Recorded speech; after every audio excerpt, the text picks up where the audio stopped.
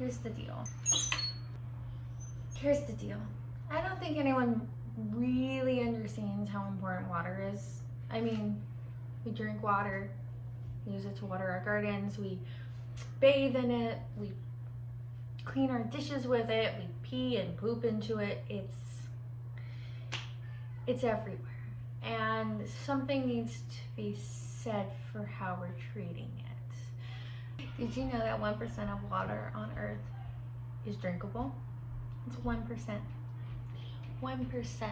And here's another great fact. We are putting so much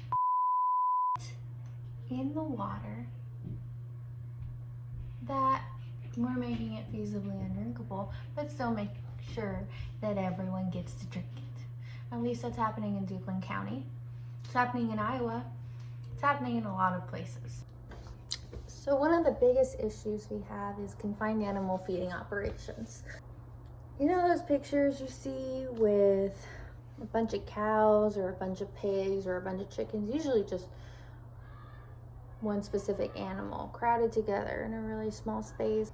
And it's how a lot of our meat industry and dairy industries feel that they need to handle the animals, is by shoving them all into really small spaces, cutting the beaks off of chickens, forcing cows to just stand around in their own waste. It's a pretty messed up system, and I think we're definitely going to look back hopefully soon and think, what the hell were we thinking? And it's inhumane as hell. Why would we put anything through this?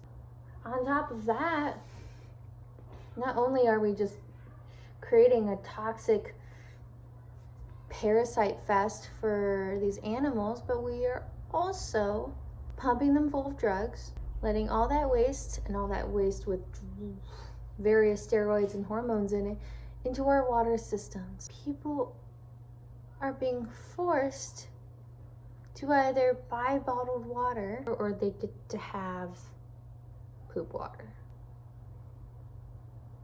And more often than not, the areas that are chosen for this are around marginalized communities who don't really have a fighting chance against them. They either don't have the access they need to fight, or they don't know, they're unaware, or there's a myriad of reasons.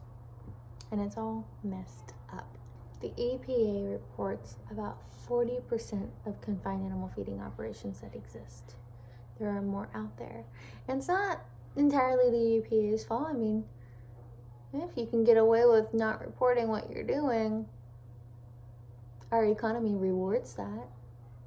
Our economy rewards doing things the most efficient way.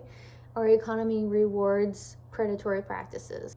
There are ways to farm. There are agriculture practices that exist where we don't have to use so much water. There are ways to raise animals that doesn't require so much water and doesn't require waste going into our water system. The thing about it is that our economic system is trying to trap people into this paradigm of having to do things in the most insane and supposedly efficient, but I wouldn't really call it efficient, way of handling our industry. Our industry sucks. I'm gonna get off my high horse here because I know that I'm starting to sound a little reprimandy. My goal is to bring to light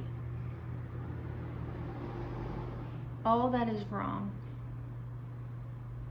with what we're doing with our water. I'm not gonna call myself the end-all be-all, but I'm gonna interview people who know what they're talking about. And we're gonna get ourselves nice and informed about the situation that's happening. we need to know the location, the animal type, the numbers, the waste information, and how they dispose of their waste. And all of this is very, very patchwork across the United States and globally. So I know you mentioned antibiotic resistance, and basically these animals are fed about 70 to 80% of the antibiotics in the United States